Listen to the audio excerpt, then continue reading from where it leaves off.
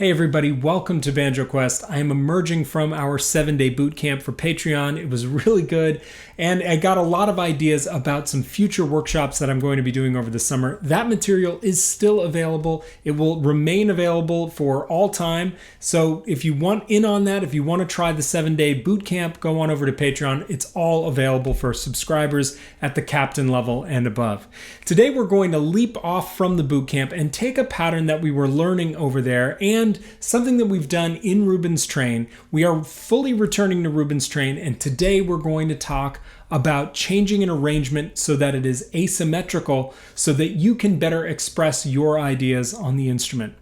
A lot of times when we go to jams, we're looking for a very predictable arrangement for a tune. So, for example, one of the most common ones is if you have a two-part tune, an A part and a B part, you will divide it up into two A's and two B's, so it's an A-A-B-B pattern, and then we repeat it. That's very convenient for jams or dances where you don't have time to arrange things, you just want to get in there and get the tune rolling so that it's predictable for both the musicians playing and for those who are dancing or listening in the audience. This is a little bit different today. This is geared towards players who are playing for their own enjoyment, arranging for their bands, playing at coffee houses, or solo players who are playing open mic nights, that kind of thing, where you want to take a basic old-time tune that has that AABB pattern and you want to mangle it and make it your own. One of my favorite historical players who does this, who we will be doing very soon on Banjo Quest, is Fred Cockrum.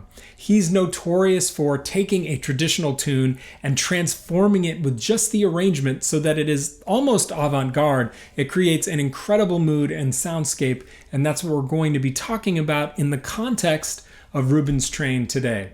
I am tuned to G tuning, so we're going to, usually Reuben's Train is tuned to A. That's where I've heard it most at jams. This, again, is not for a jam session. This is to help you guys get a leg up on approaching a tune and transforming it just by changing the way the parts interact. So our basic version of Reuben's Train is super square, and it sounds like this.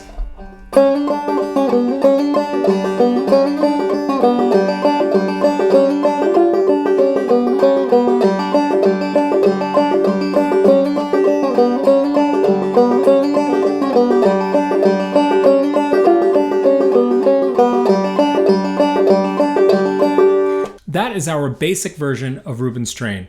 I'm playing it in G again. You could easily capo that up to A and feel very comfortable at any jam session playing a basic version of Reuben's Train in that way. It's super predictable, so that's helpful in a jam situation where not everybody knows the tune equally well.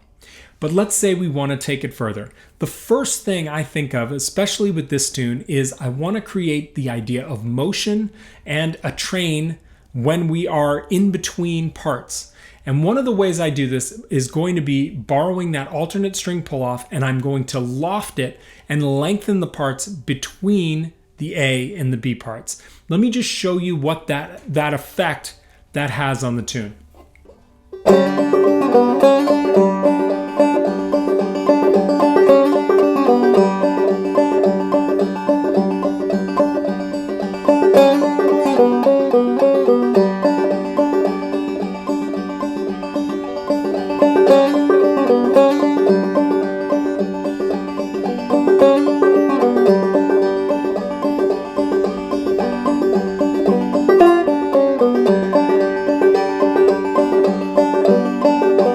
All I'm doing is I'm playing that alternate string pull-off for longer in between parts, and it really has this feeling of expanding the tune and creating that rolling sense of a train on a track. So the next thing we're going to do is we're going to start to deconstruct the basic melody.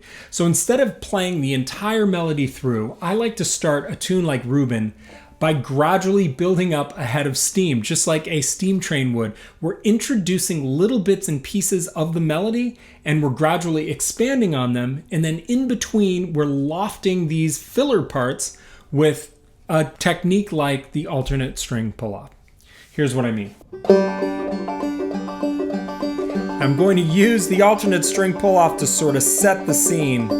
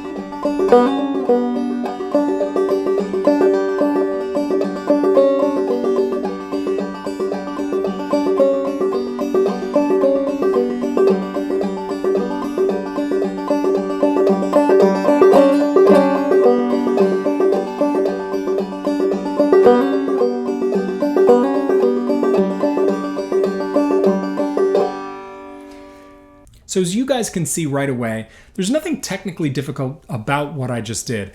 Yes, I'm very comfortable playing that alternate string pull-off. I can keep that rolling and keep the pulse going, and I think that's essential to make this technique work. So you need to be very comfortable with those basics. All I'm using is a double thumbing pattern and some rolling alternate string pull-off patterns back to back, and I'm mixing and matching with that basic melody of Reuben. Not very difficult. Even a beginner with moderate skills could do something like this. So what would be ideal for you is for you to take one of your favorite tunes. It doesn't have to be Reuben. It can be any tune that you play well and you know well. And I want you to look at the basic structure and ask yourself, is there space in this structure? Can I explode this structure out and create this more interpretive idea of the tune that I know really well? I think if you do this, you're going to be surprised at how many great ideas you can have over the course of playing the tune.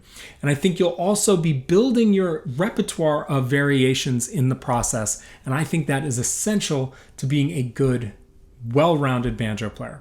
Okay, so I'm going to play us out with a faster version of Reuben's Train with all of these ideas in play, and I will see you next time on Banjo Quest.